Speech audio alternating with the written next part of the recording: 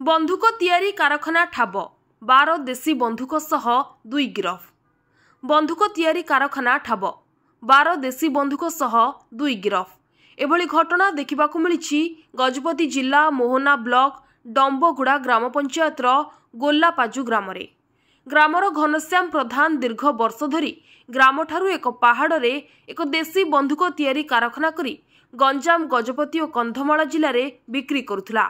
खबर पाई मोहना और अड़बा पुलिस मिलित चढ़ाऊ करी देशी बंधुक तियारी कारखाना अभियोग रे घनश्याम प्रधान और क्रय करिथिबा हरिश्चंद्र मल्लिकों को गिरफ करी कोर्ट चालाण करा जायतिबा जिला आरक्षी अधीक्षक जतीन्द्र कुमार पंडा सांबादिक सम्मेलन में सूचना दैछंती।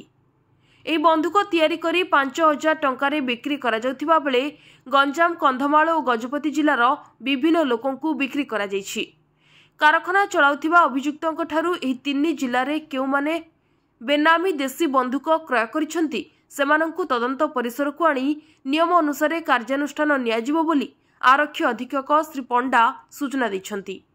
मोहना पुलिस बंधुक तियारी निमंते व्यवहृत हेउथिबा सरंजाम सह 12टी बंधुक जबत करिथिबा देखिबाकु मिलिछि।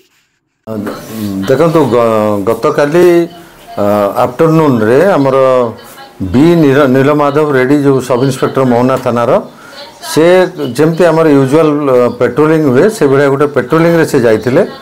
पेट्रोलिंग रे तांके सहित अल्प किछि स्टाफ मध्य थिले। पेट्रोलिंग समय रे से जेतेबेले चिहुरी पदर गाँ पट दे जाउथिले सेतेबेले देखिले गोटे जनेक व्यक्ति कांधरे गोटे बंधुक रखिछन्ते एवं हाथ भी गोटे बंधुक रखिछन्ते।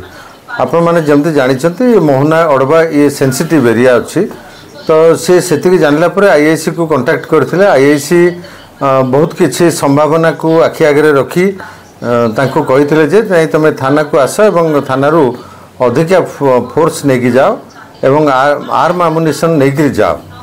तापर से पुणी फेरी आसथिले। फेरी आसला परे 2 जन लोकल विटनेस को निया जाइथिला पुलिस गाड़ी रे एवं अधिका आर्म आमुनिशन सहित किछि फोर्स मध्य नीलमाधव रेड्डी सहित एवं आउ थानार अन्य ऑफिसर सहित सेटिक जाइथिले। गला परे से व्यक्ति को रेड करी तांको पाखरु 2टी बंधुक सीज करा जाइथिला एवं तांको थाना को अना जाइथिला।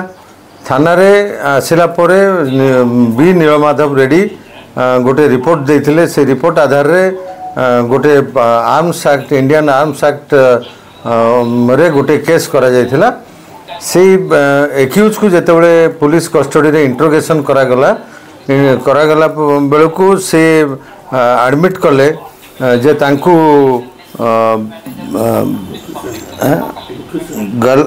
गलपाजु गाँव जनेक व्यक्ति जहाँकर नाम घनश्याम प्रधान से बंधुकटी को बिकिचंती बोली से कहले।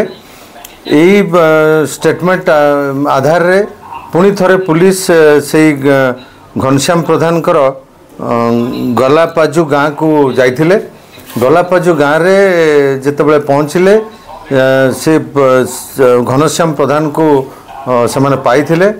पाइबा परे तांको सेठारू जेतेबेले अप्रिहेंड करागला सेतेबेले से एगेन साक्षी एवं पुलिस उपस्थिति रे से निजे मानिले जे हाँ ये व्यक्ति को मु बंधुक बिकिथिली किंतु बंधुक से कौठु आनिले किभली आनिले एक कथा जेतेबेले पुलिस तरफ पचरा उचरा होता सेतेबेले सी तार निकटस्थ गोटे छोट पहाड़ उपरे निजे गोटे कर्मशाला कला भलिया से करिसंती। छोटिया कारखानाटे करी सेठी बंधुक तैयारी करुछंती एवं सेही ठारू तैयारी करी से बंधुकटी को से बिकिथिले बोली कहले। 5,000 टंकारे ताको बिकिथिले बोली कहले।